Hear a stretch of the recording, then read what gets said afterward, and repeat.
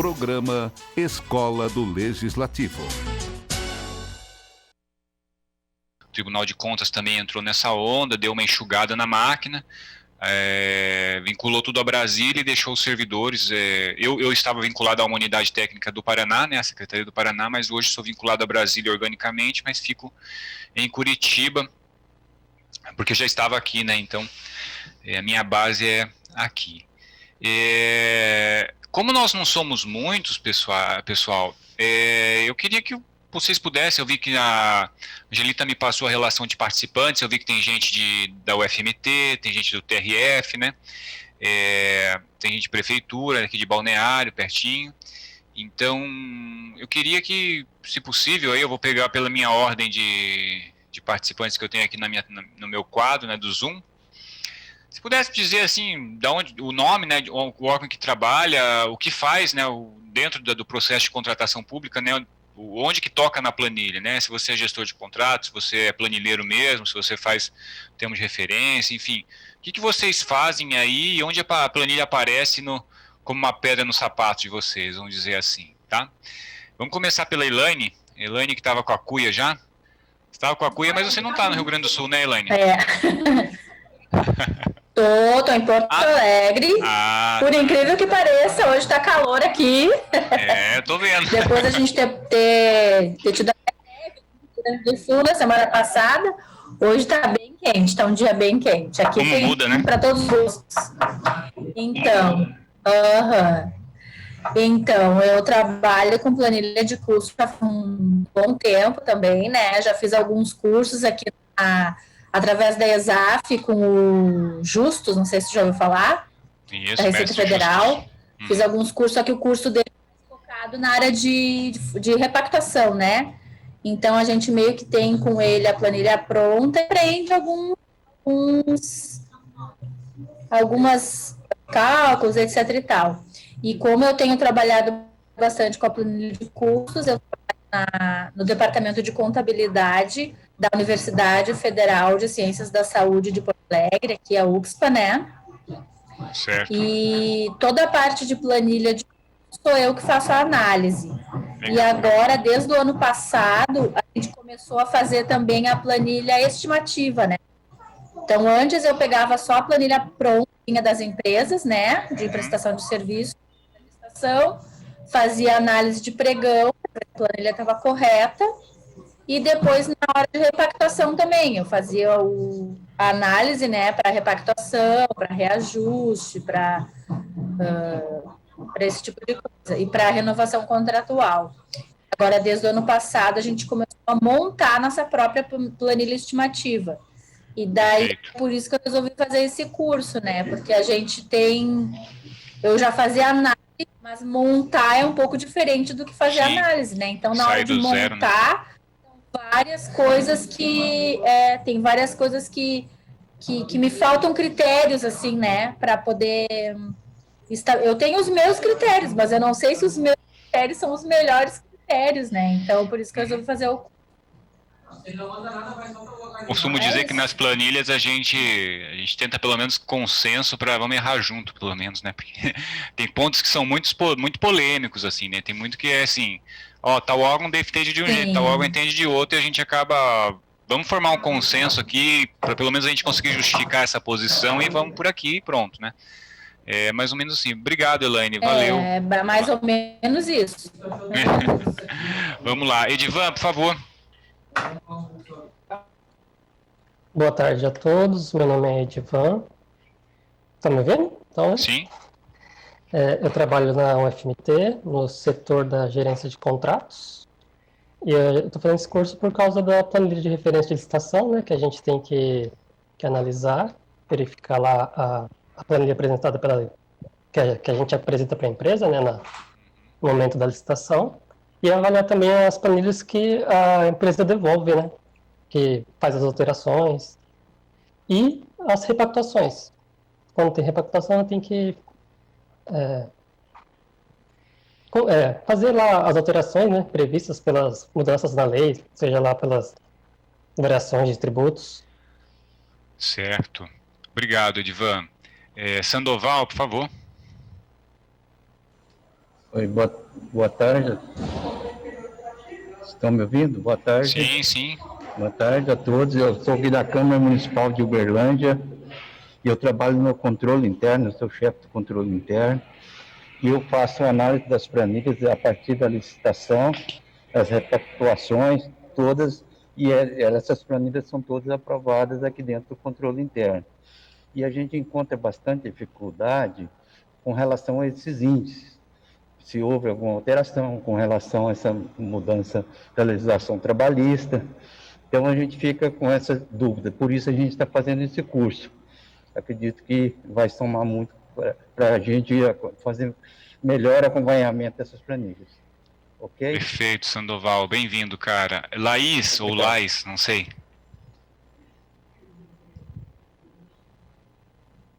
Oi, Isso. tá me ouvindo? Sim, agora sim. É Laís. Oi, Laís. Eu sou da UFMT também, trabalho na gerência de contratos junto do Edivan. Aí já adianto que ele também é da UFMT, só que de um outro setor.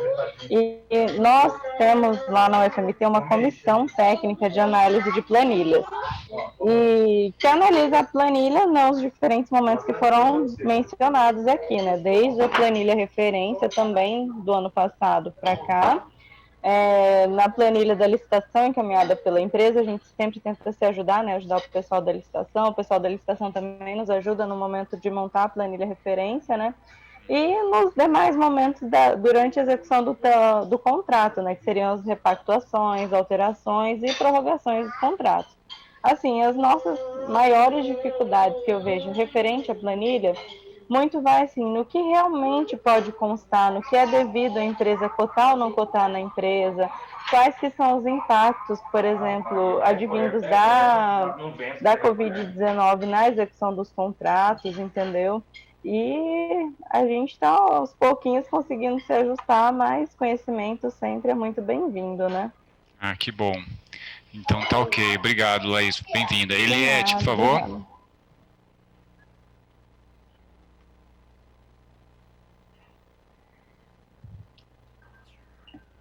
Olá, estão me ouvindo? Sim.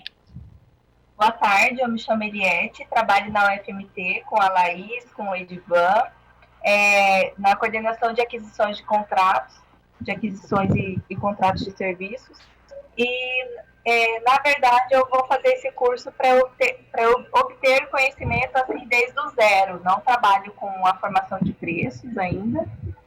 Já fiz parte do setor de planejamento de aquisições, com análise de termos de referência, mas não a formação da planilha. Então, assim, eu vou fazer o curso para obter conhecimento partindo do marco zero, né? E estamos aí. Eu mudei da mesa para o sofá porque eu estou amamentando no momento, ó. Ah, beleza. Para me dedicar ao curso. É uma missão nobre. E aproveite. Obrigado, Eliette. Vamos lá na sequência. Sônia Mara.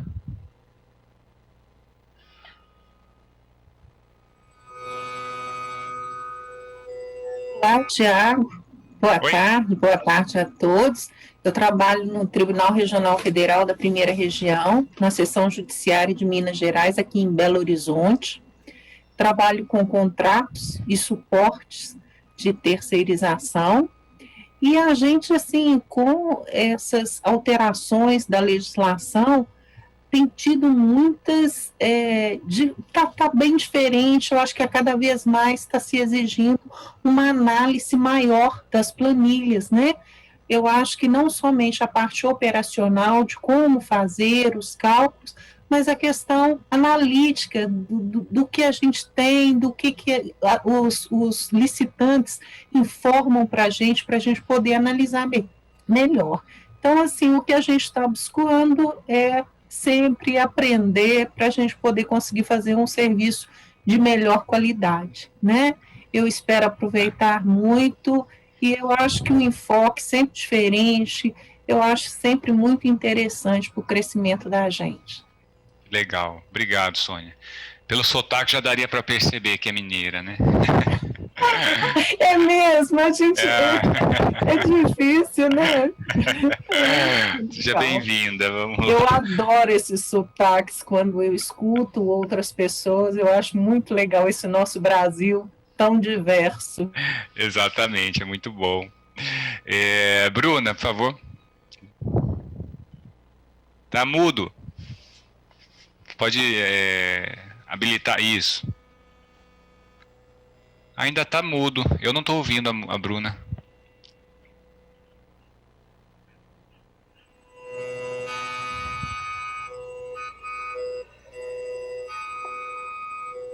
Não tá funcionando, Bruna?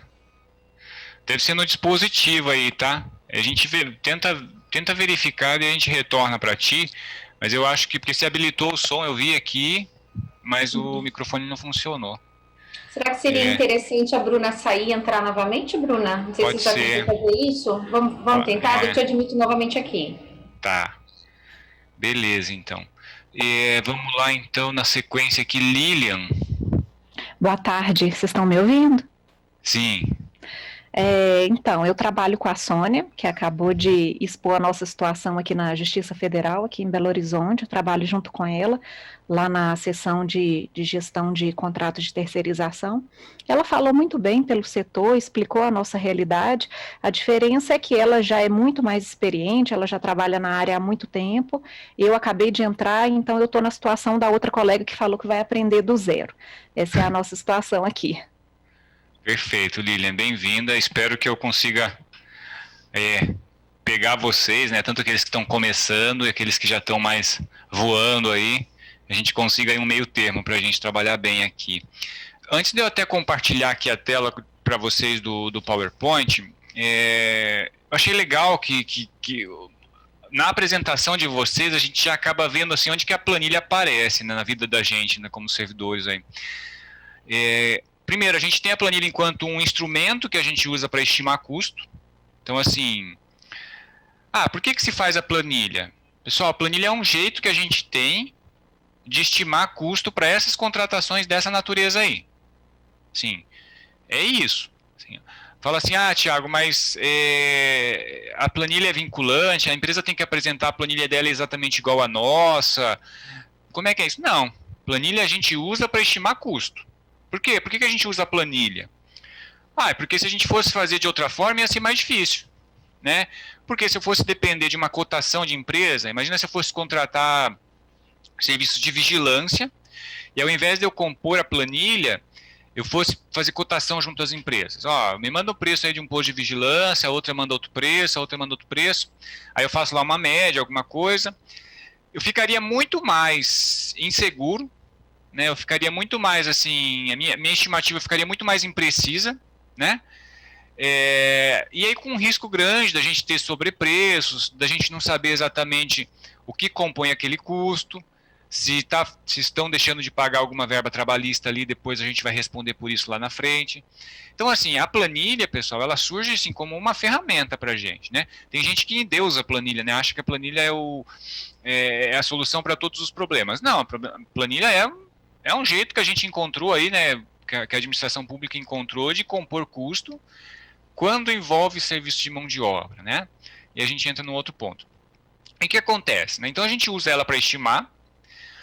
Depois, a empresa vai apresentar a proposta dela e normalmente a gente pede para a empresa usar o mesmo modelo que a gente está usando. Assim, eu, pelo menos nas minhas experiências de elaboração de termo de referência, eu já exigia que a empresa usasse o nosso modelo. Já fornecia o meu Excel para ela, dava tudo mastigado para ela e falava assim, preencha aqui de acordo com o meu modelo. Lógico, nunca obriguei que a empresa preenchesse com os meus valores, até porque eu não posso fazer isso, né? Não podia fazer isso. Mas eu já dava todo o caminho das pedras para as empresas para elas preencherem de acordo com o meu modelo. Por quê? Porque eu queria diminuir meu trabalho depois. Aí eu ia ter que analisar essas propostas, eu ia ter que ficar conferindo se estava certo ou se estava errado, e aí ficava muito mais fácil. Então, assim, quando o pregoeiro, eu acho que a colega Clarice, que é de Balneário, né, que é pregoeira, analisa a proposta lá, se ela tem que fazer isso diretamente, né, ela vai ter que pegar essa proposta da empresa E se essa proposta da empresa tiver mais ou menos na mesma estrutura da estimativa de custos feita pela administração, vai ficar muito mais fácil dela conferir. E até pedir apoio, fala, chama a pessoa que fez o termo de referência, olha, cara, dá uma olhada nessa planilha aqui da empresa, né? Eu sei que isso muda muito de estrutura para estrutura, pessoal, mas lá no tribunal, né, a gente, normalmente, quem faz análise da planilha na licitação, né, análise das propostas, quem fez o termo de referência, né, quem fez a planilha estimativa, e aí essa pessoa, o pregoeiro chama essa pessoa para dar uma olhada. Porque o pregoeiro às vezes não tem conhecimento, né, não é da área dele e tudo mais. O pregoeiro licita de tudo, né? Ele licita desde serviço médico, né, até compra de refeição, então ele não tem condições de conhecer a planilha, né, no detalhe.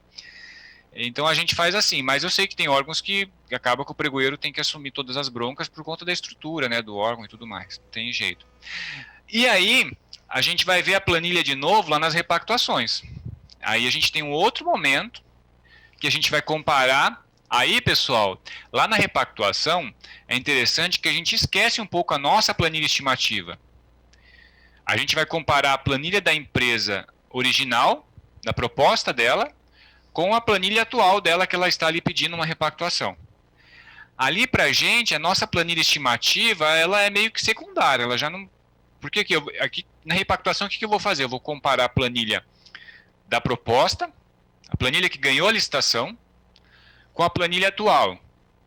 Eu vou fazer meio que um cara crachá. A empresa fala que o salário do funcionário aumentou de 1.000 para 1.500, eu comparo a proposta dela, estava 1.000, é 1.500, então altera.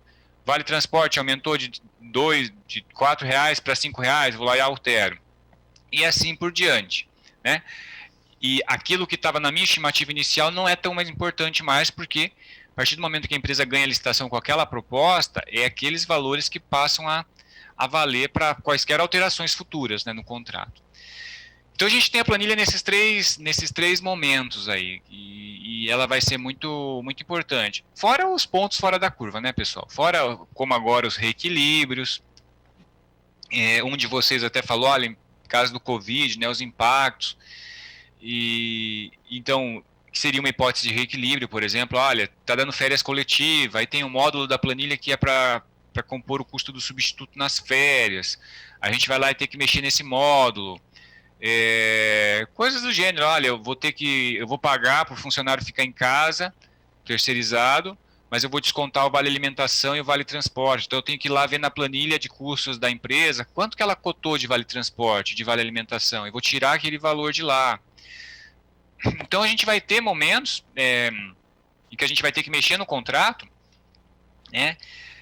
E a planilha vai ser nosso norte, assim, para avaliar, né? Determinado item suprimir, reduzir, aumentar, eu vou lá na planilha, mexo e vejo qual que é a repercussão daquilo no contrato, né? E assim por diante, tá?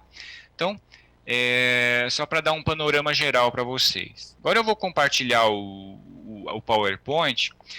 Antes disso, pessoal, eu só queria perguntar para todos se vocês têm aí um arquivo Excel, que é uma planilha base para resolução de exercícios. Acredito que o pessoal da Com já tenha passado. Quem não tem ainda, pessoal, já sinaliza aí para as colegas aí da Com, no grupo de WhatsApp e tudo mais, porque esse arquivo ele é um arquivo mestre fundamental para a gente resolver exercício depois, tá? Aí quando chegar no exercício, eu queria que vocês já tivessem com o arquivo em mãos para a gente não perder tempo aqui. Então quem não tiver, eu acho que o nome do exercício é planilha básica para resolução dos exercícios, alguma coisa assim. Planilha para resolução dos exercícios. Esse é o nome do arquivo Excel. Então é fundamental que vocês tenham esse arquivo em mãos, tá? Vou pedir para elas passarem aqui eu vou até ver se eu pego aqui no meu computador e já compartilho também, para não ter erro depois.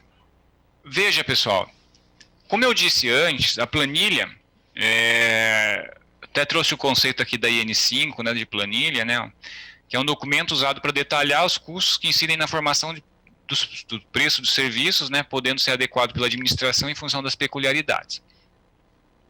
No caso de serviços continuados. A planilha, primeiro, né, E aí o Ministério da Economia, né, que era o anterior Ministério do Planejamento, eles disponibilizam um modelo de planilha para vocês.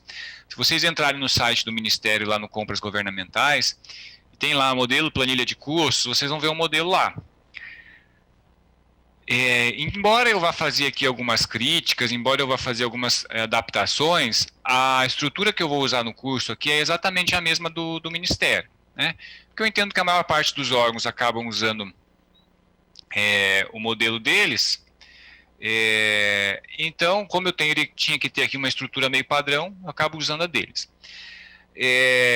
Sem prejuízo, pessoal, de que vocês tenham um modelo próprio, né? Eu acredito que vocês tenham. Acredito que talvez assim, as instituições que já estão há mais tempo trabalhando com planilha tenham as suas próprias planilhas, e não estou pedindo para ninguém que esquece a tua planilha e faz igual a essa do Ministério, longe de mim, tá? Acho que, pelo contrário, se vocês têm um modelo que está dando certo no órgão de vocês, é uma questão mais de vocês, né, assistindo o curso aqui, tentar localizar, o que o Thiago está falando agora nesse módulo aqui, está lá no nosso módulo tal, né? E tentar avaliar se tem alguma coisa que eu estou falando aqui que está diferente, que vocês têm que agregar, ou que está errado, enfim. Acho que é mais para isso, tá? Não precisa copiar, usar do Ministério, tá? A planilha tem algumas funções, tá? Estimar o custo, que é o mais óbvio, né, da contratação. Possibilita a definição da modalidade da licitação para os casos em que não são pregão, né? Quando é pregão, a gente não tem para onde correr, né? É pregão, pronto. Mas quando é uma licitação da 8666, a gente pode ter um convite, né? Uma dispensa, a gente pode ter uma concorrência, tomada de preço, enfim, dependendo do valor que a gente tiver no valor estimativo, né? Serve de modelo para elaborar as propostas, serve de parâmetro para julgamento das propostas.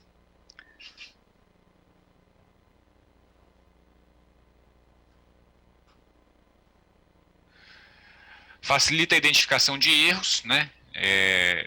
Eu sempre uso a planilha para avaliar a proposta de uma empresa. Nunca consigo avaliar a proposta de uma empresa sem olhar para a minha planilha. Serve de base para repactuação, né, como a gente já falou.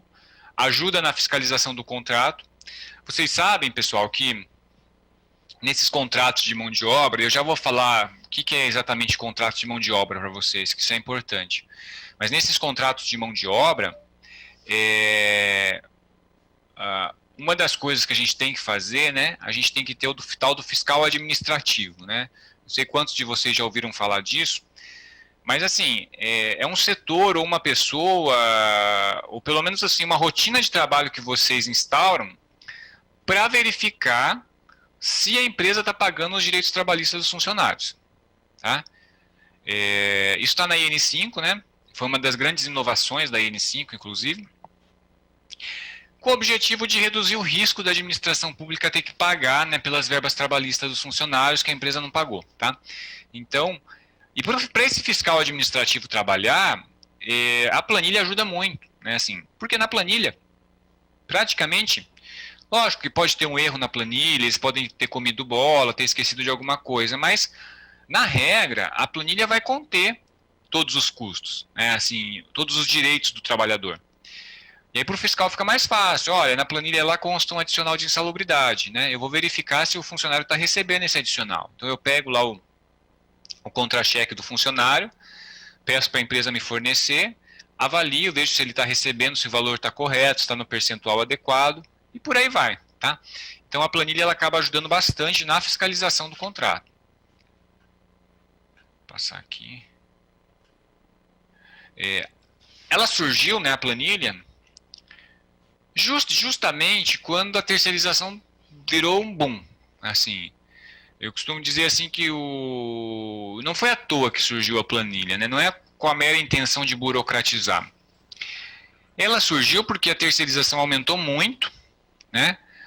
E aí com uma necessidade de a gente orçar melhor esse serviço, assim. É aquilo que eu falei bem no início da aula de hoje, falei, olha, a alternativa à planilha, ela é muito custosa, ela é muito insegura, né? Ela te deixa num cenário de muito pouca confiança, né? Porque você fica ali dependendo de cotações de empresa, dependendo de comparação com outros contratos, que muitas das vezes são bem diferentes dos de vocês. Enfim, isso acaba deixando a gente um pouco inseguro. Então, como eu disse antes, a planilha, assim, ela não surgiu num vácuo, né, assim, porque alguém decidiu criar algo e complicar a nossa vida, né. Surgiu justamente porque as terceirizações aumentaram muito. E aí, pessoal, às vezes eu mesmo sou um crítico, vocês vão me ouvir falar várias vezes isso durante o curso. Para que a gente fica detalhando tanta miudeza, né? Às vezes tanta, eu chamo assim, até porcaria, falando, são uns valorizinhos michuruca, assim, né, que dão trabalho. Mas o problema na terceirização é que cada valorzinho individual é pequeno individualmente, mas normalmente você tem 100 pessoas, 200, 1000, né? Quando a gente pega para analisar, às vezes a gente acha que o Ministério complica muito a nossa vida mesmo, com esses normativos, né, com essas diretrizes, mas quando o Ministério olha para o problema, ele olha para esse problema pensando que uma diferença de R$5 em um contrato de terceirizado, ela se multiplica por milhões, né? Então, para a administração pública como um todo, né, para quem estou me colocando no lugar de quem está no Ministério da Economia, né, na SEGES, lá que é o órgão que normatiza as contratações, né, para eles olham com essa perspectiva, olha, qualquer diferença de R$10 vezes milhões, né, por ano, então são milhões de reais, né, que a gente pode jogar fora ou pode economizar. Então, assim, lógico que eu não estou defendendo com isso, pessoal, que a gente fique descendo muito na minúcia também. A gente vai ver que tem aí deve ter um meio termo, que senão a gente fica doido também com essas planilhas. Mas ela surgiu com esse intuito, tá? Da gente não ficar na mão das cotações das empresas. Assim como, pessoal, se vocês pararem para analisar, por que nas obras e serviços de engenharia a gente tem que usar referencial do SINAP, do Cicro? Algum de vocês faz orçamento de engenharia ou já fez? Ou serviço de engenharia de obra? Tá?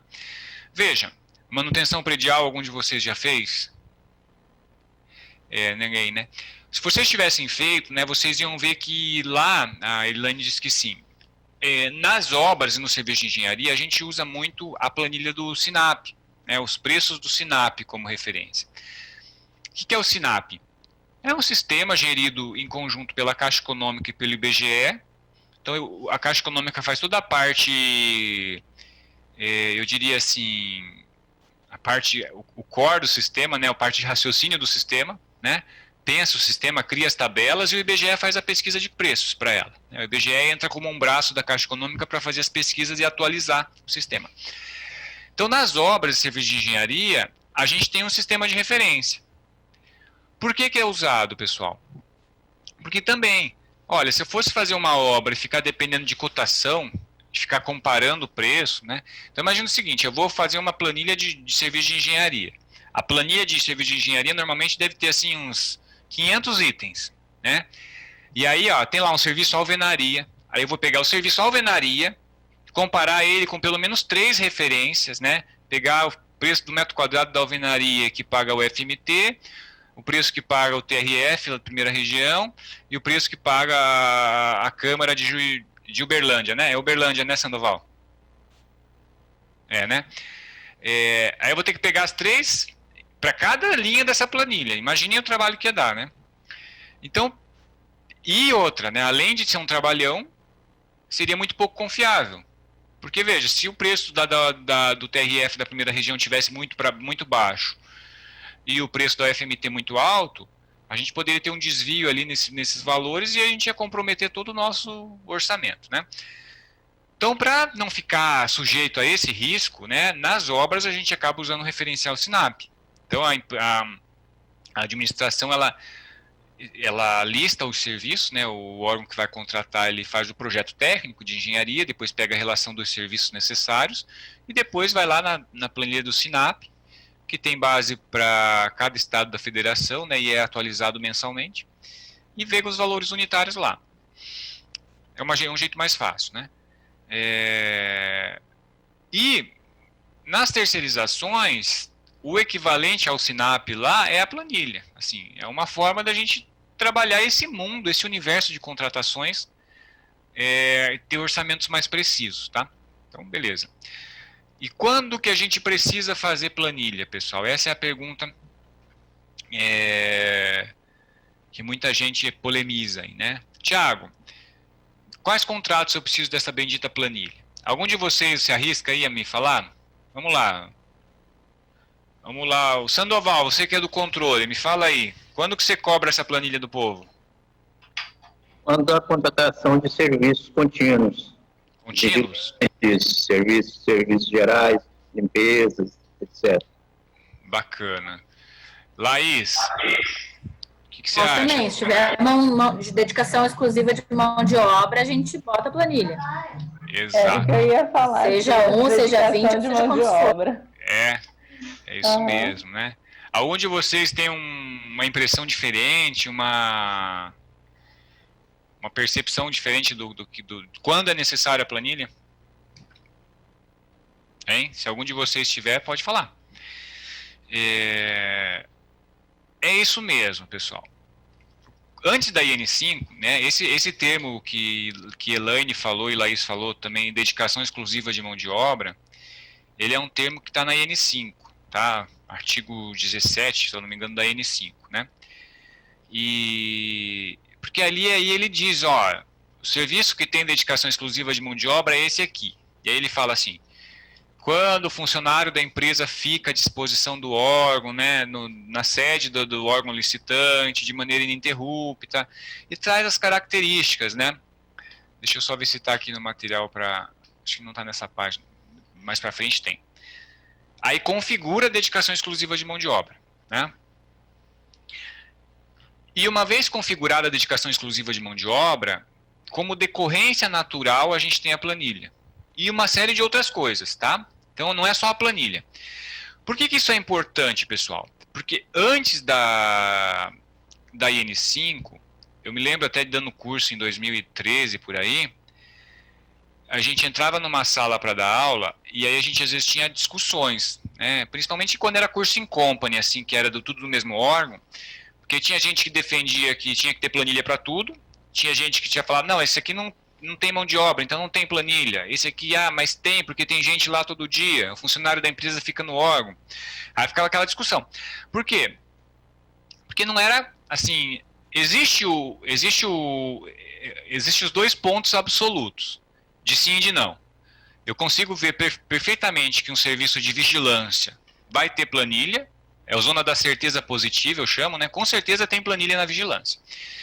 E eu com certeza não vou ter planilha no serviço de telefonia, por exemplo, que é um serviço continuado, mas não tem mão de obra, né? Então não preciso de planilha. Mas e a zona cinzenta, né?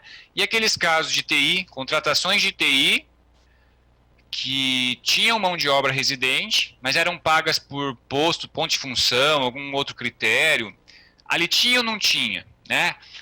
Mesma coisa as manutenções prediais, tinha funcionário todo dia, não tinha, o modelo era por chamado, o outro pagava um posto fixo.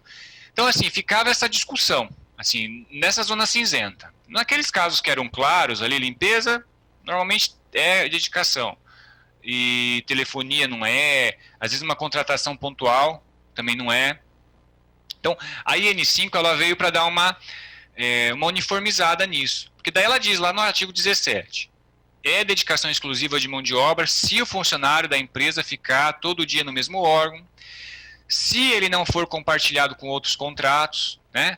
E se a empresa permitir que a administração fiscalize, né, a folha, solicite os documentos e tudo mais. Então ali ficou claro, pessoal. Então, assim, quando vocês receberem um processo de contratação, vocês estão lá no termo de referência. Imagina o seguinte, vocês estão lá no termo de referência para fazer a planilha. Se vocês tiverem dúvida se precisa ou não precisa fazer planilha, vocês olhem o artigo 17 e o artigo 18 da IN5, né? E veem se a contratação de vocês fecha com o que está escrito no artigo, né? Se bater, aqui tem, a gente tem que fazer planilha e pronto. Se não bater, não precisa de planilha. Aliás, não é que não precisa, a palavra é essa mesmo, não precisa, não é que vocês não possam fazer, pode, se vocês quiserem fazer planilhas em todas as contratações, pode também, né, que normalmente a gente não quer, né? Normalmente a gente só faz onde a gente é obrigado a fazer, mas se vocês quiserem, tem uma contratação aqui de Por exemplo, manutenção de elevador, que normalmente é uma visita a cada, sei lá, a cada 3 meses, ou quando dá problema, enfim, tem um plano de manutenção normalmente, mas é uma visita periódica, tem as manutenções preventivas e corretivas. Não, se vocês compararem com o artigo 17 da N5, vocês vão ver que não se enquadra em dedicação exclusiva de mão de obra, tá? Mas mesmo assim, eu posso querer fazer planilha para contratar isso, né? Olha, se o teu critério de orçamentação você conseguir fazer com a planilha, ficar um critério razoável, ficar assim, aderente ao que o mercado trabalha, perfeito. Agora, se ficar ruim, o próprio mercado vai te dizer isso na licitação, né? Se vocês fizerem com planilha e ficar muito fora da realidade de mercado, a própria baixa concorrência vai te dizer que a tua orçamentação não foi legal ali, tá? Tudo bem até aqui, pessoal? Tudo certo? Carro com motorista, Thiago. Carro com motorista. Se o motorista a gente usa planilha, mas toda a questão dos custos com automóvel, a gente fica nessa... Onde é que bota isso, sabe? Uhum. Vocês podem fazer separado, né, Elaine? Precisa, na minha opinião, precisa, porque o motorista fica todo dia, então configura a dedicação de mão de obra, né? O que vocês podem fazer faz a composição dos carros separado, né? E aí depois vocês diluem esse custo dos carros no número de motoristas para vocês terem um valor fechado por posto, vamos dizer assim, né? Depende muito da modelagem de vocês, do contrato, né? É o que a gente tem feito, e a gente coloca lá naquele módulo de insumos, a gente tem colocado. Isso. Lá, daí a gente coloca todo o automóvel, a gente faz isso. Exatamente. Para falar bem a verdade, Elaine, o mais correto nessa situação, não é que eu digo que é o mais correto, eu acho que o que ficaria mais transparente seria a gente ter a planilha da mão de obra e a planilha dos veículos, né, separados, né? Detalhado lá toda a parte dos carros e detalhada a parte da mão de obra, um desvinculado do outro, né? Só que a gente junta os dois por conta da licitação, né? Porque a gente tem que o pregão, a gente vai ter, na verdade, vai ganhar a empresa que der o menor valor pelo posto, né? E aí a gente junta os dois para fazer essa composição. A mesma coisa a gente faz na limpeza, né? Muito melhor na limpeza seria eu ter uma planilha de materiais, né? Valor total lá embaixo, e uma planilha de mão de obra separada, e aí eu não precisar diluir o material pelo número de postos, até porque não faz assim, não tem muita lógica isso, né? O material ele depende da área ser limpa, né? E não necessariamente do número de postos. Mas a gente faz isso para poder fechar na licitação um valor por posto ou por metro quadrado, né? Ou enfim, por uma unidade de medida ali do serviço, né? Mas perfeita a tua pergunta. Ok, vamos seguir então? Aí eu dou alguns exemplos aqui, pessoal, em que a planilha é desnecessária. E aí o que eu coloquei asterisco do lado é quando pode ou não ter planilha, dependendo do modelo da contratação.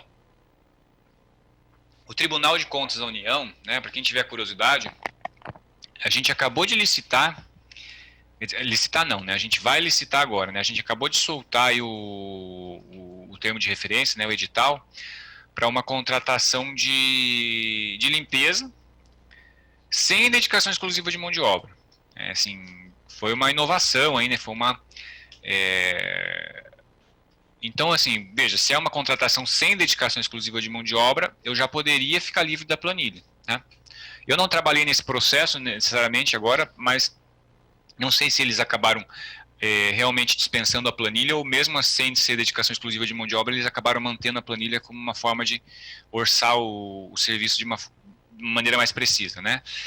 Mas o que importa é que, assim, estão saindo do modelo de dedicação exclusiva de mão de obra. O que é, de certa forma, pessoal, positivo, tá?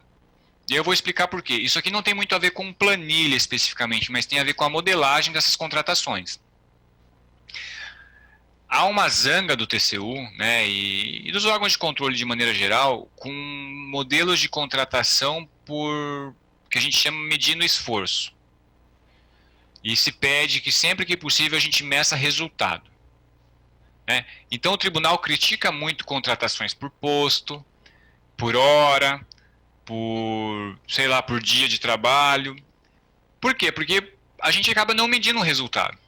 A gente acaba, olha, vou contratar limpeza por posto, né? Então eu coloco lá 100 pessoas e pago 100 pessoas. Olha, se a área ficar limpa ou não ficar, se ficar uma droga, vou pagar 100 pessoas igual, né? Então a empresa não tem estímulo nenhum para atender da melhor forma possível, né? Então isso já faz anos, né, pessoal? Já tem aí pelo menos vai para quase 10 anos que o tribunal bate muito nessa tecla de contratar por resultado, por unidade de medida. Então, quando eu falei que o tribunal, o TCU, a contratação do próprio TCU agora saiu do modelo de dedicação exclusiva de mão de obra, isso é feito nessa tentativa de você contratar por resultado, né, e ir se desvinculando dessa questão da mão de obra, né, do posto, do terceirizado ali, como aquela coisa que o pessoal até fala que é uma terceirização irregular, né. Então é uma tentativa de fazer isso, tá? Mas isso é tema para termo de referência, né? Não é tema para a gente aqui em planilha de custos. Na planilha a gente vai retratar o que a contratação está querendo, né? Na planilha a gente vai orçar aquilo que o termo de referência escreveu. Vamos lá. Aqui a gente tem, eu vou começar agora então a estrutura da planilha, né? Essa é a estrutura da planilha da N5. Pessoal, todos vocês de alguma forma já viram essa planilha? Ainda mesmo a Eliette que não mexeu ainda, acho que a Clarice também que não mexeu ainda. Vocês pelo menos já viram a planilha, já tiveram contato com o jeitão dela, assim, com a cara da... Se algum de vocês não tiver visto... Eu já vi, sim. Já viu? Já. Você nunca viu, Eliette? Deixa eu... Tá, porém imagino como seja. Beleza. Bom, a planilha atualmente, o modelo atual do Ministério da Economia, ele é dividido em 6 módulos, né? Então, Eliette, você que nunca viu, ela é como se fosse assim, né? Daqui a pouquinho você vai ver. Começa no módulo 1, que é remuneração, aí você coloca tudo que é remuneratório ali. Depois módulo 2 de encargos, 3 de provisão para rescisão, 4 módulo de custo de reposição, né? Aqueles custos que o funcionário faltou e a empresa tem que pagar o substituto. Módulo 5 são os insumos, que é o que a Elaine falou agora há pouco. Falou, olha, a gente tem insumos, a gente vai calcular o total dos insumos e divide pelo número de funcionários e inclui ali. Esse é o módulo 5. E o módulo 6, que é o módulo dos benefícios indiretos, lucro e benefícios indiretos, ou CITL, né, que se chama custos indiretos, tributos e lucro. Para quem é das engenharias vai lembrar do BDI, né, aqui, é o módulo 6, né, que a gente calcula ali os custos indiretos, as despesas administrativas da empresa, os tributos da empresa, que ela paga no faturamento, e o lucro da empresa, quanto que ela quer ganhar para prestar esse serviço, né? Então esse está no módulo 6, que é um percentual que incide sobre a soma dos outros módulos. Então a gente calcula do módulo 1 até o 5, soma tudo, depois vai aplicar o módulo 6 sobre essa soma, né? É mais ou menos essa a lógica. E antes da planilha, né, antes de começar lá a parte de planilha, a IN5 traz esses... eu diria assim, os quadros com algumas informações a serem preenchidas previamente, né? Para quê? Para informar o licitante quais foram os critérios que foram utilizados para conceber a planilha. Então, acho que isso é fundamental, porque uma coisa é você ter os valores chapados lá, outra coisa é o licitante saber de onde que você tirou esses valores, né? Então, essa seção aqui é justamente para isso, né? Então, vejam, data de apresentação da proposta, né, dia, mês e ano, o município de prestação do serviço, fundamental para a questão do ISS, por exemplo, ou questões logísticas, se for o caso, né?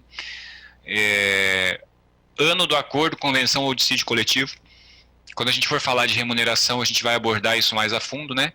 Mas a base da construção da planilha é a remuneração do funcionário, e essa remuneração do funcionário ela é extraída da convenção coletiva, em 90% dos casos, né? E aí tem as exceções, que a gente vai ter outras fontes, né? Então é importante a gente dizer, importante não, é fundamental que a gente diga, qual que é a convenção que a gente usou, qual sindicato, qual que é o número do registro dela no Ministério do Trabalho e Emprego, enfim, essas coisas todas, tá, pessoal? Número de meses de execução contratual também é fundamental, porque isso pode ter reflexos, inclusive, lá nas verbas rescisórias, que a gente vai falar no módulo 3, tá? A gente vai falar só amanhã sobre o módulo 3, mas vai ter impacto lá também. Vamos seguir aqui.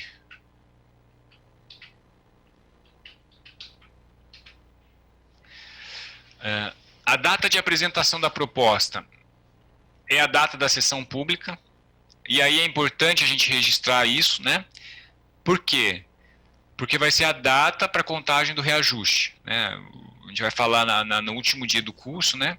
Então a data da proposta, pessoal, de novo, né? Vocês vão lembrar disso na sexta-feira, quando a gente falar de reajuste e repactuação, é a data da proposta, que é o dia de abertura da sessão pública, no caso do pregão, né? E vai ser considerado para fins de reajuste. O município de prestação de serviço é importante para a indicação do ISS. Eu trouxe aqui até o trecho da Lei Complementar 116, que é a lei que trata do ISS, só para deixar claro, né, que o ISS, né, principalmente nos casos de terceirização, ele é devido no local de prestação do serviço, né? Eventualmente vocês podem ter uma discussão dessa, né? Pode ser que uma empresa argumente que ela deve pagar o ISS na prefeitura da sede dela, mas a menos que seja um serviço muito específico, pessoal, e aí eu não conheço, assim, eu não vi até hoje, na minha vida de planilheiro, eu não vi serviço que eu pagava ISS na origem da empresa. Normalmente vai ser no local de prestação do serviço, tá? Vocês vão pagar. Então, e por isso que é importante dizer onde o serviço vai ser prestado. Olha, o serviço vai ser prestado em Uberlândia, ou em Belo Horizonte, né? Por quê? Por mais que a empresa seja de Teresina ou de São Paulo, ela vai ter que cotar na planilha dela o ISS de Belo Horizonte, né? Vai ter que ir lá pegar o normativo do município de Belo Horizonte, ver qual que é a alíquota, né, para aquele serviço, se tem algum tipo de abatimento da base de cálculo, aquela coisa toda para Belo Horizonte, porque o serviço vai ser prestado lá. Não interessa para a planilha o ISS da origem da empresa, não interessa onde o serviço vai ser prestado, tá? Então isso é um ponto importante. Às vezes, pessoal, eu já vi isso acontecer, né, já que a gente está falando aqui de local, principalmente em planilhas do TRE. Às vezes eles fazem, sabe, essas contratações de, como é que chama o posto? Auxiliar de urna, não é auxiliar de urna, se alguém souber me fala, aqueles temporários que eles contratam para ajudar nas eleições, né? Normalmente o TRE faz isso em ano eleitoral, contrata lá os temporários para dar apoio nas urnas. E aí, imagina o seguinte, né, o TRE está fazendo uma contratação dessa. Não é mesário não, Eliette. Mesário normalmente acho que mesário é voluntário, né? Trabalho, terceirizado mesmo no TRE, que ajuda a fazer conferência de urna, essas coisas. O que acontece, pessoal? Imagina assim, o TRE de Minas Gerais, vamos usar Minas Gerais de novo, porque é um exemplo bom. Tem lá, me corrige aí quem é de Minas, mas tem lá uns 700 municípios, né? E aí eles vão fazer uma contratação, e aí a prestação dos serviços vai ocorrer nesses 700 municípios. Vamos imaginar o seguinte, né? Ou 500 que seja. Imagina eles fazendo 500 planilhas, porque cada município pode ter um ISS diferente. E o ISS é devido no local de prestação do serviço. E mais ainda, imagina a empresa fazendo 500 notas, né, mês a mês.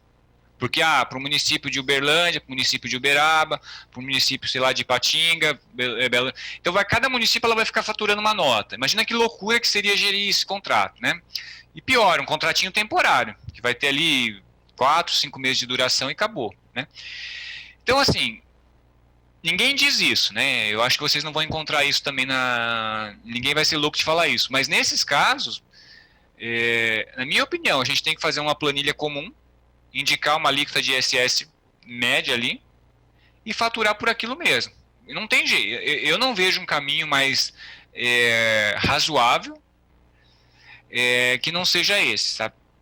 No faturamento ainda pode rolar uma briga danada, porque cada município vai querer a tua parte, mas vai precisar aí o entendimento com as prefeituras, né, com os órgãos aí, credores dos tributos, na hora de fazer essas retenções e pagamento dos ISS, mas não é sano imaginar que eu vou poder fazer 500 faturas todo mês, né, para reter uma para cada município, né? Então, e quando a gente vai fazer a estimativa, a gente justifica isso. Olha, eu estou usando aqui o ISS da Prefeitura de Belo Horizonte, porque o serviço vai ser prestado em mais de 500, mas a gente está usando essa alíquota média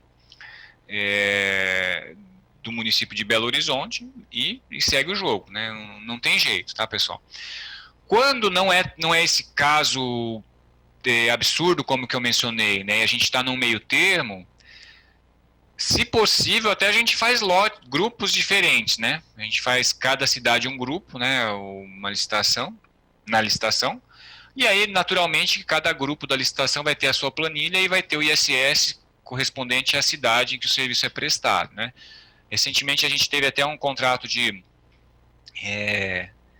acho que era a limpeza do Instituto Federal do Mato Grosso do Sul, E aí tinha vários grupos, né, para cada localidade, né? Cada localidade era um grupo. Então, a prefeitura de Ponta Porã, prefeitura não, né? O instituto lá em Ponta Porã era um grupo, o instituto em Campo Grande, né? O instituto lá em Dourados, ou o instituto em Naviraí.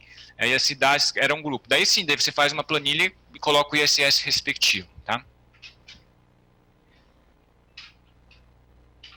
Vamos seguir.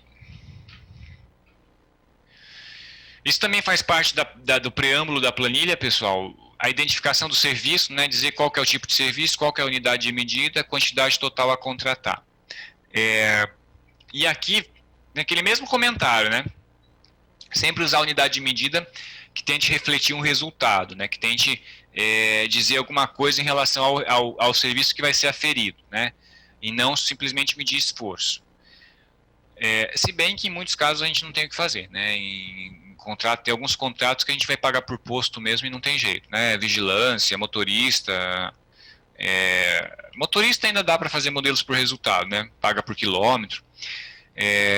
Mas vigilância, recepcionista, porteiros, a gente vai ter que acabar pagando por posto mesmo, não tem jeito. Uma informação importante a gente colocar aqui, pessoal, é a CBO. Quem nunca ouviu falar em CBO, pessoal? Quem não sabe o que é isso? Por favor, sinaliza aí. Se vocês conseguirem abrir o microfone e falar, pessoal, quando quiser, é mais dinâmico até. Quem nunca ouviu falar em CBO? Algum de vocês, todos já ouviram falar? Já. Já? Veja, CBO é Classificação Brasileira de Ocupações, né? Eu até coloquei aqui no material de vocês, né, o link para o site para consulta da CBO. O que a gente consegue na CBO, pessoal?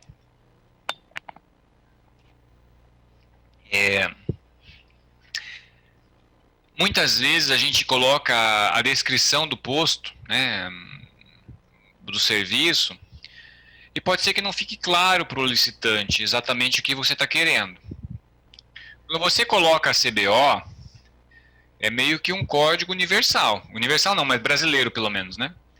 Quando você indica lá o código CBO que você está procurando, daquela categoria profissional que você está ali fazendo a planilha, não tem como o licitante achar que é outra coisa, né? Isso ajuda, pessoal, a evitar às vezes erros e às vezes malandragem de empresa licitante, né?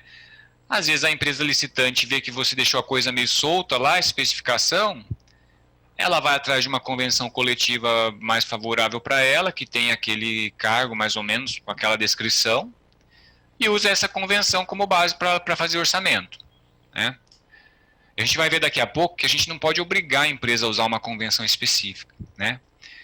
A empresa tem liberdade para se filiar ao sindicato que representar a categoria profissional, o segmento empresarial dela, né? Então, para a gente não dar margem para esse tipo de coisa, né? E aí quando a empresa faz essa malandragem, ela às vezes consegue uma vantagem competitiva em relação às concorrentes dela, baseada na verdade numa falha nossa na especificação, né? Então a CBO ela é fundamental, por quê? Porque diz claramente, olha, eu quero auxiliar de manutenção predial CBO 514310, pronto. Não tem como o licitante confundir, achar que você queria outro posto, pedir esclarecimento, impugnar, porque diz que você foi omisso. Não, cara, com a CBO ali, você entra no site do Ministério e você vai saber a descrição das atividades básicas, né, daquela categoria profissional. E aí eu coloquei embaixo para vocês, pessoal, o site de busca das CBOs, tá? Depois tentem procurar. O Ministério do Trabalho e Emprego agora é secretaria, né? Ele perdeu o status de ministério, então agora ele integra o Ministério da Economia, né? Está no guarda-chuva do superministério aí da Economia. Vamos lá. E chegamos então à estrutura da nossa planilha, né? Eu já falei para vocês, né, mais ou menos o que compõe a planilha. E a ideia aqui, pessoal, é a gente percorrer módulo a módulo, né? A gente vai falar assim detalhadamente de cada um dos módulos e a gente vai fazer exercício. E os exercícios serão cumulativos. Vocês vão enjoar de fazer módulo 1, por exemplo. Né? Porque vocês vão fazer o módulo 1, depois o módulo 1 e o 2, depois o 1, o 2 e o 3, depois o 1, 2, 3, o 4 e o 5. E aí o último até o 6. Então o módulo 1, assim, aquele que sai do curso sem saber fazer o módulo 1 é porque eu estou fazendo tudo errado aqui, tá? Porque pra gente o módulo 1 vai ser uma coisa meio cumulativa aqui, tá? Vamos lá. Primeiro módulo, composição da remuneração.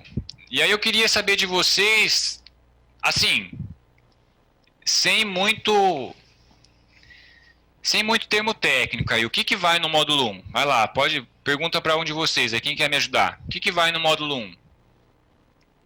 Salário base, gratificações de assiduidade, eventuais adicionais de insalubridade também, adicional noturno. Na CCT nosso intra-jornada e a função não compõe mais a remuneração, então saiu do módulo 1 e foi lá para os benefícios mensais. Legal, então a gente tem salário, base, insalubridade, vocês falaram, o Sérgio falou assiduidade, que provavelmente a convenção coletiva que ele usa aí coloca esse direito, insalubridade, né, você falou que tiraram entre a jornada e jogaram por benefícios, tá, e me diz uma coisa, pessoal, o que tem em comum todas essas verbas aí, na opinião de vocês? Existe algum fator comum entre todas elas? Incídios, impostos trabalhistas, os encargos trabalhistas? Essa é uma consequência, mas de comum. Acho que é a questão do valor que vai para o empregado, eu acho. Tudo que é para o empregado. Exatamente, pessoal. Todos vocês têm razão, com alguma. Pegaram de algum ângulo, né? Alguém está com o microfone aberto? É o Sandoval? Acho que está entrando ruído aí. Melhorou.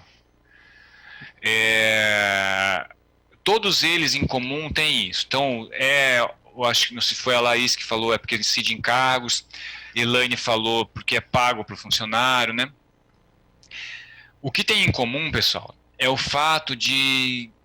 E aí é um pouco de... Né, sem querer juridicizar demais aqui, é um pouco do que a justiça entende por aquilo que é pago por uma contraprestação laboral, né? Então, assim, eu fiz um serviço, eu recebo por esse serviço. Isso é contraprestação laboral. E tudo que configura essa contraprestação laboral é a remuneração. Então, assim, eu trabalhei, eu recebi salário. É uma remuneração pelo meu trabalho. Eu trabalhei em condições que agridem a minha saúde, né? Eu recebo um adicional de insalubridade, como remuneração ao meu trabalho. E assim por diante. Hora noturna também, né? Eu trabalhei em hora noturna. Então, esse é o características. Pra gente, por que vai no modo... Pra gente, por que importa? Porque tudo que vai no módulo 1 vai sofrer incidência de encargos. Então, E por que tudo que vai no módulo 1 sofre incidência de encargos? Porque o decreto da Previdência lá diz que, olha, que tudo que tem natureza remuneratória vai ser considerado salário de contribuição para fins de incidência de encargos previdenciários. Então, assim, existe essa conceituação do que é remuneração a partir dessa diferença. Aquilo que eu recebo em virtude de um trabalho que eu presto é remuneração. E tudo que é remuneração, tudo que configura daí qualifica como remuneração, ele é considerado salário de contribuição de acordo com o decreto da Previdência. E aí, tudo que entra como salário de contribuição é base de cálculo para encargos. Então, é esse link que existe, né? Então, a gente agrupa tudo no módulo 1, para depois poder somar e fazer a incidência dos encargos previdenciários. Além disso, existe uma outra característica do que está no módulo 1, e que foi o que a Elaine falou. Tudo que está aqui é pago mensalmente para o funcionário. Aqui não tem provisão, não tem nenhum tipo de verba que é recebida só em alguma hipótese, uma vez por ano, ou uma vez na ocorrência de um fato gerador. Não, aqui tudo é pago para o funcionário, né? Então são características básicas, né? Essas duas talvez. É pago todo mês para o funcionário, e a outra vai somar para sofrer incidência dos encargos previdenciários. E aí a Laís falou uma coisa importante. Aqui na convenção eles já tiraram o intrajornada e jogaram para os benefícios. Fizeram isso porque a reforma trabalhista lá em 2017 já tinha feito, né? A reforma trabalhista, ela disse lá explicitamente, né, e eu vou mostrar depois, o intrajornada, quando for pago, ele vai ter natureza indenizatória. Que quando ele diz isso, pessoal, ele muda completamente a natureza da verba. Sai da remuneração e vai lá para o módulo 2, que são as verbas indenizatórias, tá? Então, tem uma importância fundamental esse tópico da reforma. E aí, lógico, depois as convenções vêm e acabam, né, repetindo, reproduzindo essas mesmas regras, né? Tem muita coisa que já está na CLT, por exemplo, e a própria convenção vem falar, né? Convenção coletiva às vezes vem falar do percentual do adicional noturno. Pô, a CLT já prevê isso, né? E às vezes a convenção coletiva repete essa informação, né? Mas enfim. Aí vocês pode falar. A questão da assiduidade ali que o Sandoval falou, mas não entra aqui, entra no 2 também, né? Depende de como está na... depende de como está na CCT?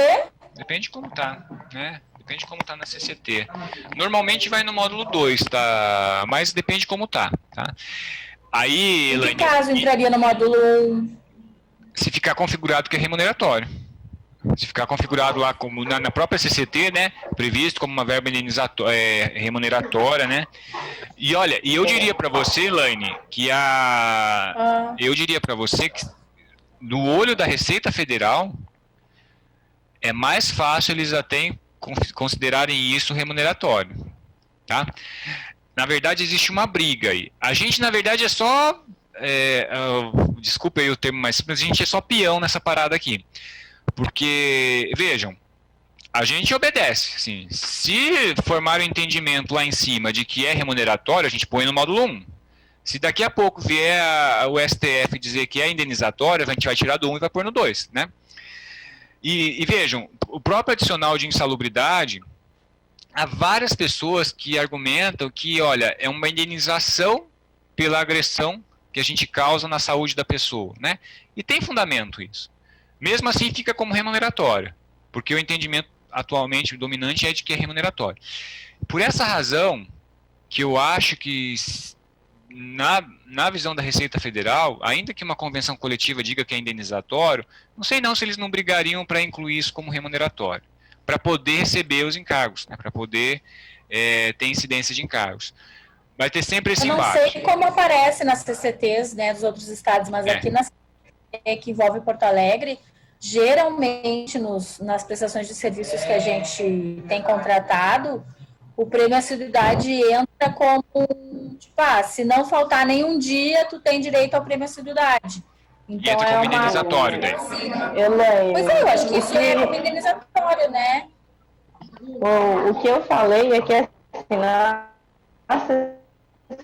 CT que a gente usa, ele tem ali na faixa, onde fala da questão da cláusula que trata dos salários, eles falam do salário base da categoria, mais uma gratificação de assiduidade. E lá tem uma outra cláusula que trata do prêmio assiduidade.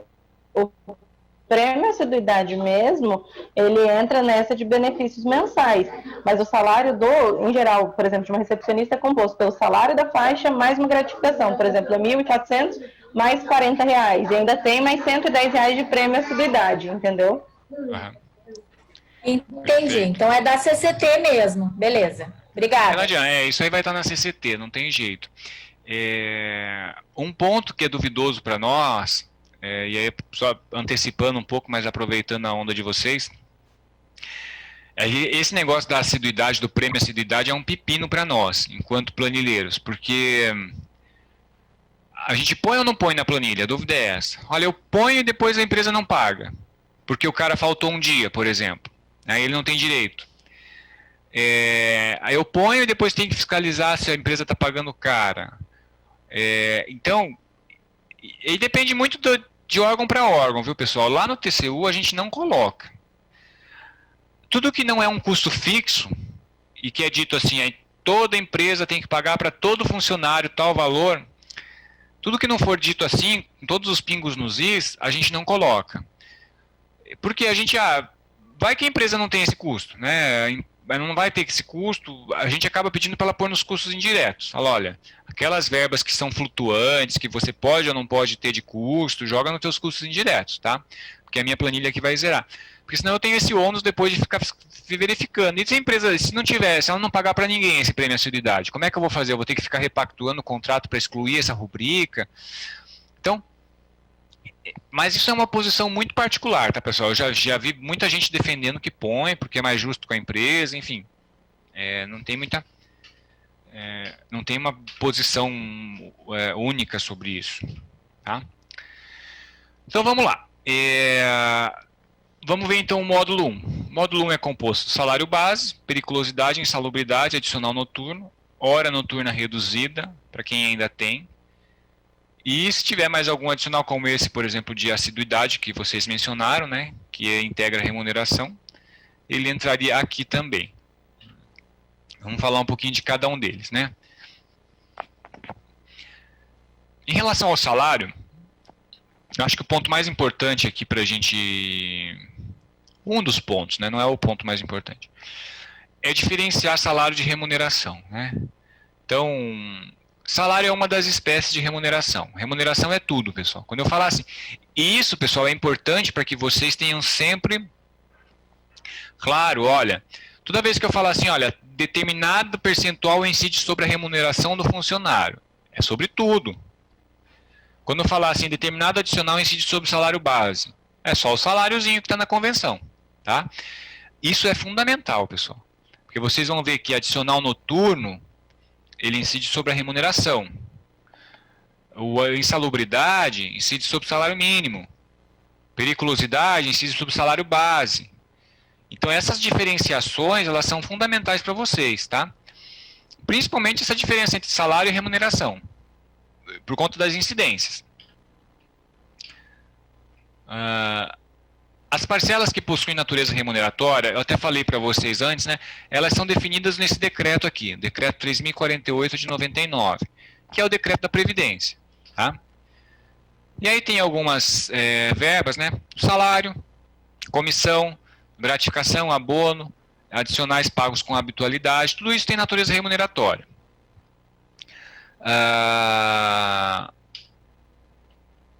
E aí, ó, um dos pontos que era mais polêmico antes da reforma era o auxílio alimentação.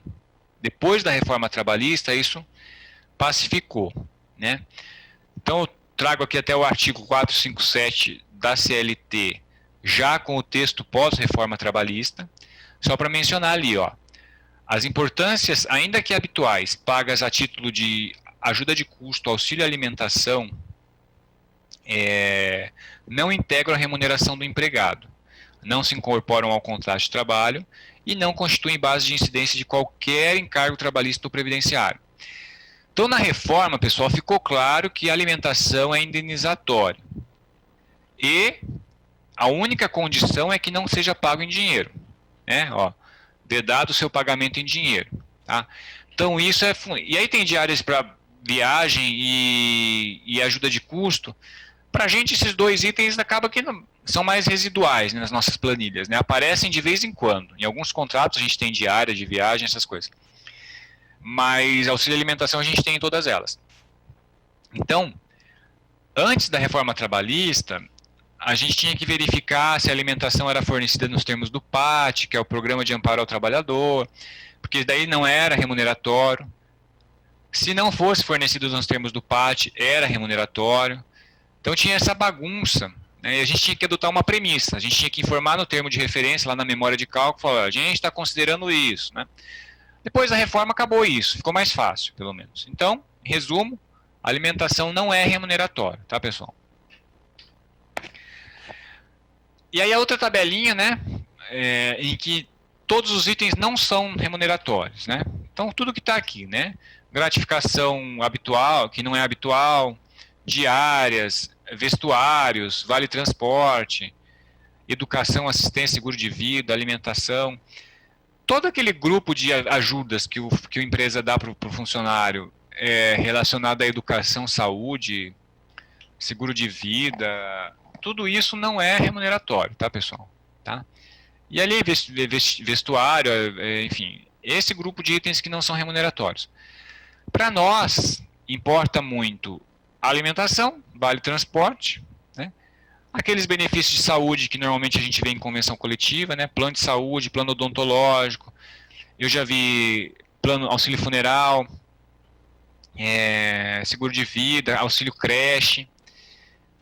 Deixa eu ver. Se algum de vocês lembrar de outros aí que já viram em convenção, pessoal, dessa mesma natureza, todos eles não são remuneratórios. Por isso que estão lá no módulo 2.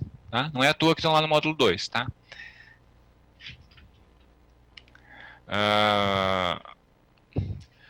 Salário base. Em regra, a gente vai tirar ele da convenção ou do acordo coletivo. Quando que a gente não vai tirar ele da convenção ou do acordo coletivo? Quando não tiver, né, não tiver convenção para aquela categoria. Quando for, por exemplo, exatamente, quando não tiver, quando for uma profissão regulamentada, por exemplo, engenheiro, não vai ter uma convenção específica. Quando o salário da convenção não for adequado para pagar o profissional que vocês estão procurando, né? Isso é mais polêmico um pouco. Quando não tiver convenção, aí é fácil, né? Não tem, vou fazer o quê? Eu tenho que arranjar outro critério. Agora, quando é na exceção, aí vocês têm que justificar muito bem justificado. Eu até coloquei aqui embaixo, né, ver guia de orientação, né, sobre a IN 5 de 2014. Pessoal, essa IN, façam uma marcação no material de vocês aí. Essa IN aqui, ela foi revogada agora, esse mês. A IN atual é a IN 73 de 2020, tá? Que é a IN de pesquisa de preço, tá? Que é a IN que trata das pesquisas de preço no âmbito do Executivo Federal. IN 73 de 2020. Então, assim, em regra, a gente vai atrás da convenção, né? Procura a convenção coletiva da categoria e na exceção a gente vai ter que arranjar ou uma alternativa.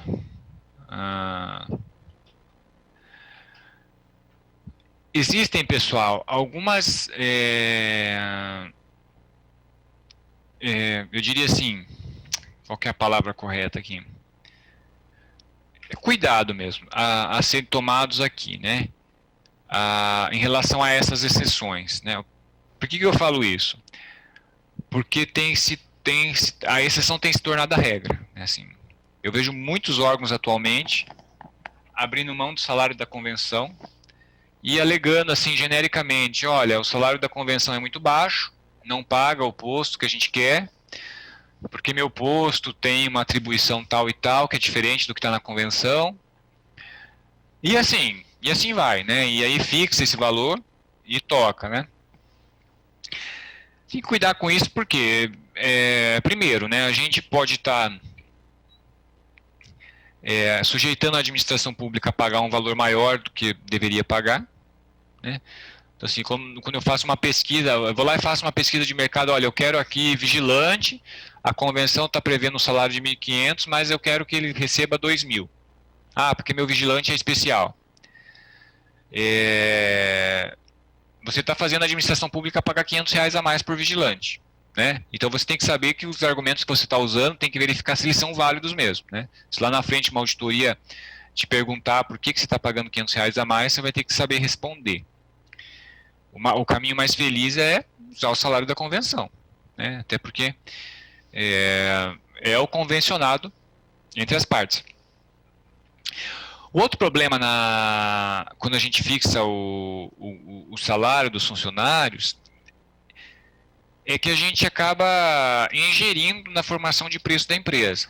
Assim, o que a gente não deve fazer, né? A gente está contratando um serviço, né? E, em regra, quem vai dizer quanto que vai pagar para o funcionário é a empresa, não é a gente. Então, assim, em regra, se a gente fosse pensar assim, é porque no Brasil a gente tem muita gambiarra, mas se a gente fosse pensar assim friamente sobre a coisa, olha, se eu estou licitando um negócio, eu faço uma estimativa baseada na convenção, e a empresa dá uma proposta baseada com aquele salário de convenção, olha, a empresa sabe melhor do que eu que ela vai conseguir contratar por aquele preço. Não sou eu que tenho que ir lá e dizer para a empresa que você tem que pagar tal valor, né? Então, friamente, a gente deveria pensar assim e fazer só assim, olha, eu licito com base na convenção, se a empresa achar que o valor não dá, não participa da licitação, né? Só que a gente sabe que na prática não é bem assim, né? As empresas acabam mergulhando na licitação, jogam o preço lá embaixo, depois salva-se quem puder lá na frente, né? Mas mesmo assim, pessoal, tem que cuidar com essa fixação do salário. E o curioso é que eu recebi um processo essa semana, falo para vocês, licitante é bem criativo. Eles fizeram o seguinte, o órgão exigiu, deixa eu lembrar que órgão que era. Era do Rio de Janeiro. Era Instituto Rui Barbosa, eu acho. Aí eles fizeram assim, contratação de recepcionista, né? E aí eles justificaram que o salário não podia ser o da convenção, que tinha que ser um valor maior. Então a convenção eu acho que previa lá 1.500. Aí eles fizeram uma pesquisa de mercado e estavam pedindo para pagar 1.800, né? Só que aí o que eles fizeram? Não ficou claro no edital, aliás, ficou em um dos itens do edital que a gente conseguiu salvar o órgão, que ele disse lá, bem quase que no rodapé, assim, que a carga horária era de 40 horas semanais. O que aconteceu? O órgão, uma das empresas participou, e aí ela falou assim, olha, se ele está dizendo que o salário é para pagar de 1.800, eu vou fazer aqui uma proporcionalização, né? Porque eu vou considerar que os 1.800 é para 44 horas, vou fazer umas continhas aqui, vou mandar uma proposta para 40 horas. Porque afinal o que eles estão pedindo é para 40 horas só e tudo mais. E aí, malandramente, ela conseguiu pular na frente das concorrentes, porque as concorrentes entenderam, olha, ele está fixando esse valor de salário aqui, mas é esse valor que a gente vai pôr na proposta, não vou ficar fazendo proporcionalização com coisa nenhuma. O que era, na verdade, o que o órgão queria. Ele só tinha esquecido de dizer claramente, olha, esse valor aqui já é para 40 horas só, né, não vai... E aí a empresa tentou, né, daquele jeito, fez lá umas proporções loucas e depois alegou que o edital foi omisso, que não deixou claro que era para 40 horas aquele valor, que ela considerou aquele valor para 44 horas e, portanto, fez a proporcionalização dela lá. Enfim, e aí atrasou um pouco a licitação, né, o resumo da ópera é que atrasou um pouco a licitação e teve que chegar no Tribunal de Contas o processo para resolver a parada. É só para exemplificar. Em algumas situações, pessoal, a gente pode ter o salário base inferior ao mínimo. Isso acontece em momentos de prazo muito pequeno. Assim, isso pode acontecer normalmente no começo do ano, quando o presidente da República emite o decreto e aumenta o valor do salário mínimo. E aí pode ser que algumas convenções do ano anterior, né, ainda não foram atualizados, aí o salário da convenção fica menor que o salário mínimo, Então isso pode acontecer. Mas se acontecer, pessoal, vocês na planilha, se vocês tiverem a infelicidade de estar fazendo a planilha bem nesse momento, vocês usam o salário mínimo e dizem para as empresas, olha, quando vier a convenção nova, a gente repactua isso aqui. Né? Por quê? Porque a gente não tolera remuneração, o salário menor do que o salário mínimo. Né? Nem quando a gente está fazendo a planilha, nem quando a gente está gerindo o contrato. Se acontecer essa situação durante a execução do contrato, vocês vão notificar a empresa, você tem que pagar no mínimo o salário mínimo. Depois você entra lá com pedido de repactuação, a gente discute isso, a gente vai arrumar, recompor o teu valor do contrato, mas o que importa é que funcionário nenhum pode ganhar menos do que o mínimo no mês, né? Então, só isso. Nunca usar salário inferior ao mínimo, tá, pessoal? Lógico, se for uma carga horária inferior às 44, vocês podem fazer a proporcionalização lá para não receber o valor inferior ao mínimo, né? Não precisa ser um valor do mínimo em absoluto, né? Depende da carga horária também.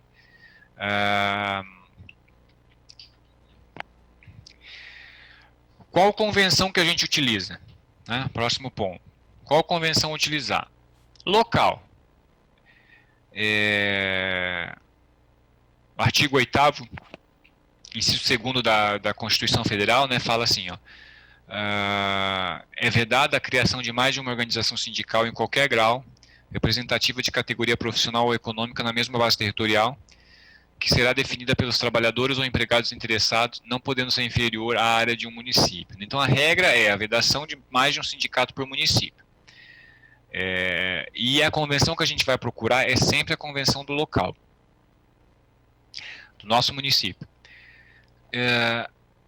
Tá, Thiago, ok, eu sei que é municipal, eu sei que é meu município, mas qual convenção? Qual sindicato eu procuro? De qual sindicato?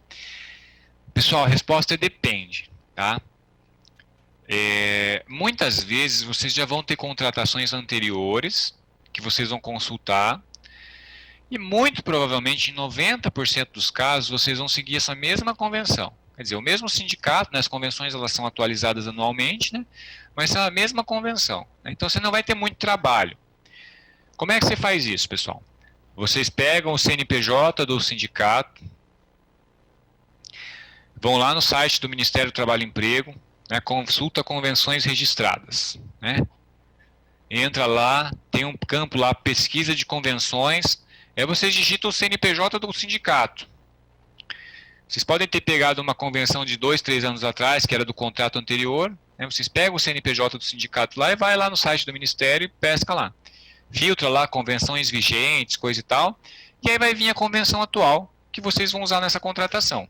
Tá? É assim que se faz. Ah, Thiago, tenho dúvida.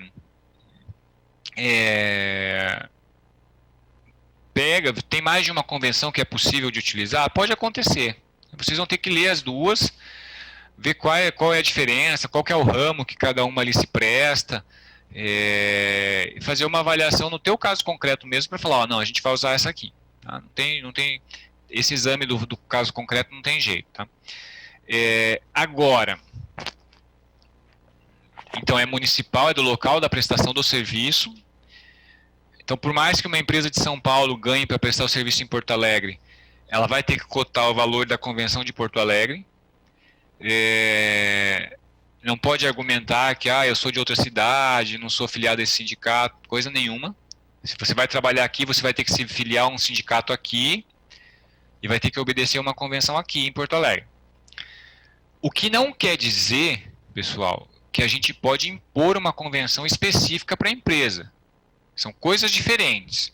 Prestem muita atenção nisso aqui. Eu posso exigir, quando ela for apresentar a proposta, vamos usar o seguinte exemplo.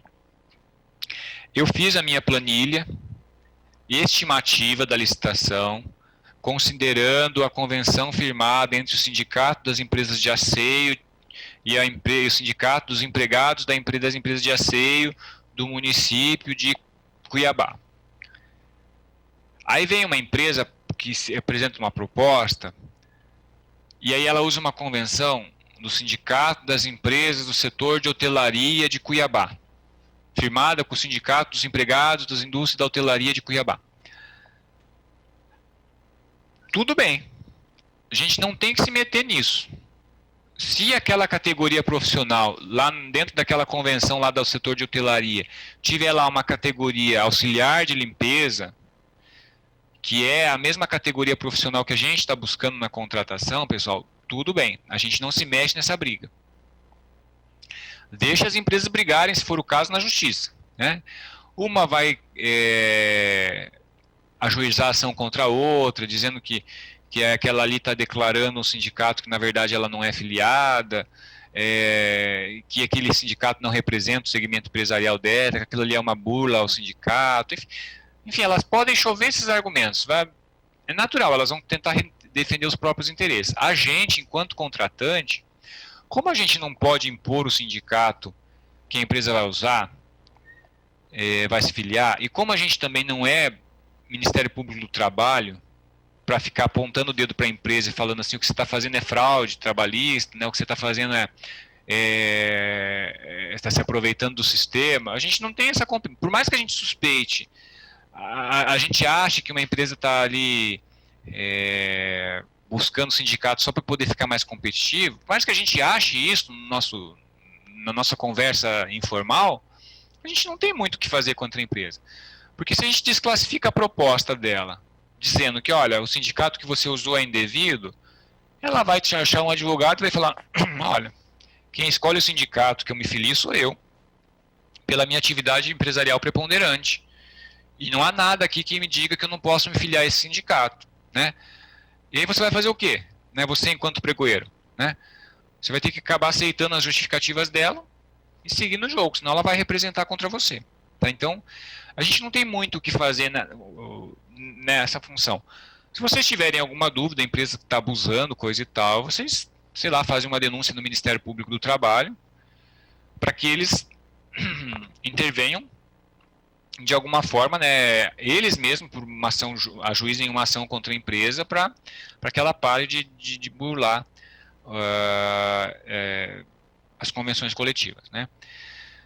O que acontece nesse mercado, pessoal, é meio vida louca, assim, sabe? A gente, né, tem a regra que todo mundo deve seguir, mas é a vida louca. As empresas, elas querem ganhar a licitação, e aí você licita serviço de limpeza, elas vão procurar a convenção coletiva que pague o menor valor para o serviço de limpeza. Porque daí elas se filiam àquele sindicato, com aquela convenção, apresentam uma proposta que tem um salário menor para o funcionário da limpeza, e ganha a licitação, e aí, enquanto a concorrente, com outra convenção, tem um salário maior, perde. Então, infelizmente é assim, porém é algo que a gente não consegue. A gente é um contratante, né? A gente só está estimando um custo na planilha e busca contratar uma empresa para prestar um serviço. Se essa briga toda acontece, né, lá fora, em busca do menor preço, né, se elas estão ali, a gente não tem muito o que fazer, né? Interferir. Eu acho que é procurar sarna para se coçar. Assim, se você fizer isso, enquanto pregoeiro, desclassificar, ficar incomodando, ela vai representar contra ti e você pode acabar se enrolando por um problema que nem é teu, né? Então, só tomar esse cuidado. Lá no Maranhão, não tem ninguém do Maranhão aqui, mas na outra turma que teve de planilha, tinha um colega que era do Maranhão, e aí ele falou o seguinte, que eles fizeram uma licitação para... Eram serviços terceirizados, assim, mas era para o hospital, tá? E aí uma empresa apresentou proposta, baseada numa convenção que era do setor de asseio normal. Não tinha nada relacionado à área hospitalar, de saúde, nada assim. E aí naquele processo teve uma ação do Ministério Público do Trabalho questionando a legitimidade da convenção. E aí lá teve o juiz do trabalho mandou parar o processo, mandou usar o valor da convenção da área de saúde. Enfim, se acontecer isso e vier uma ordem judicial para a gente obedece, né? Agora, se não, a gente segue o jogo normal das coisas, né?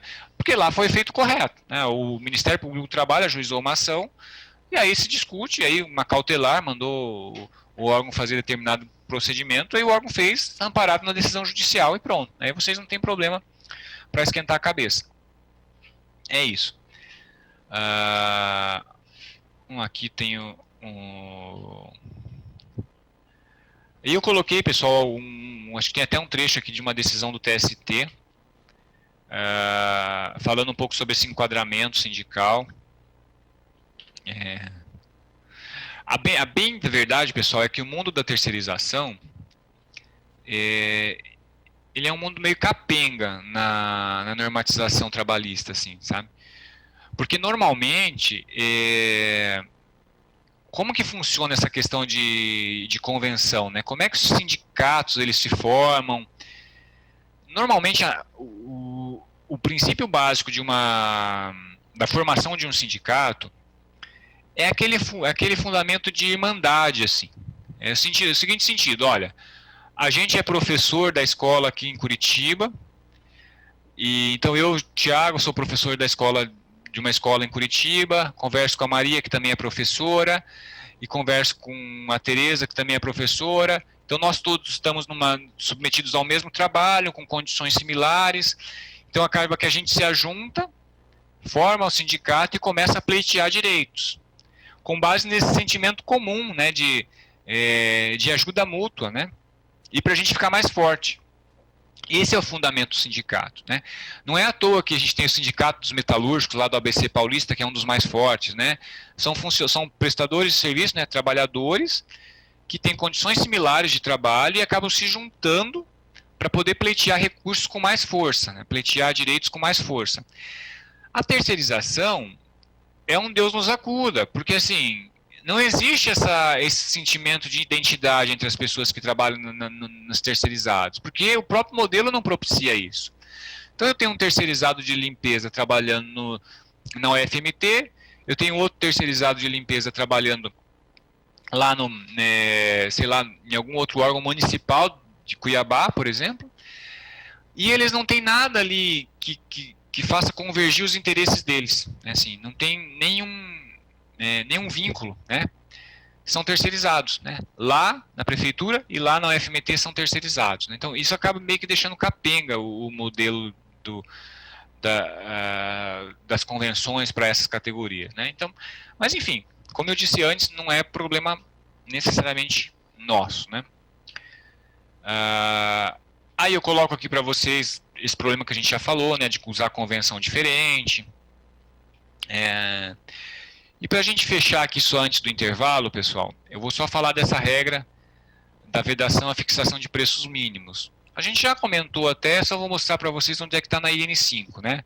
Fala o seguinte, ó, é vedado à administração ou seus servidores praticar atos de ingerência na administração da contratada.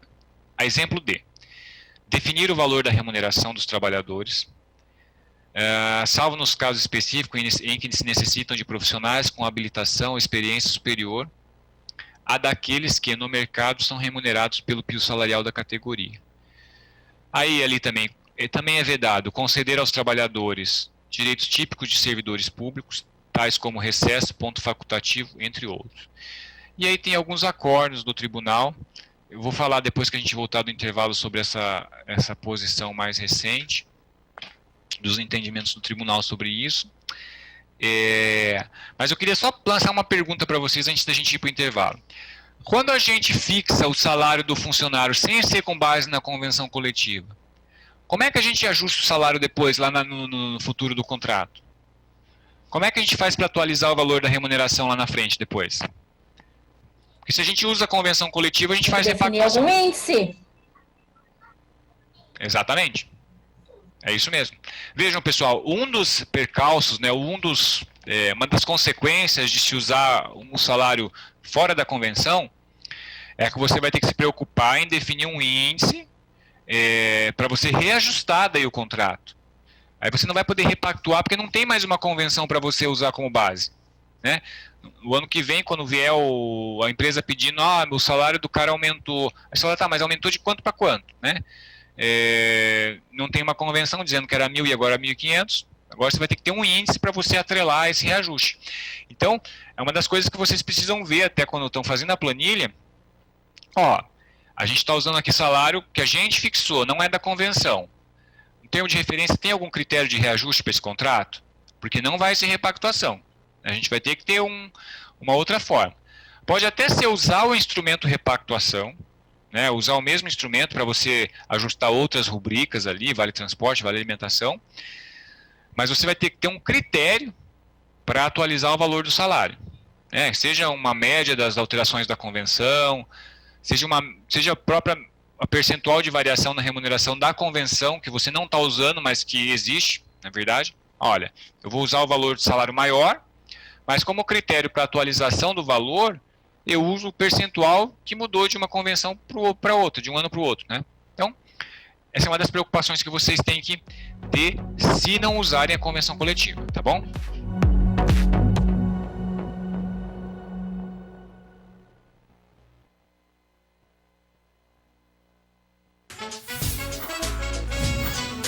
Programa Escola do Legislativo.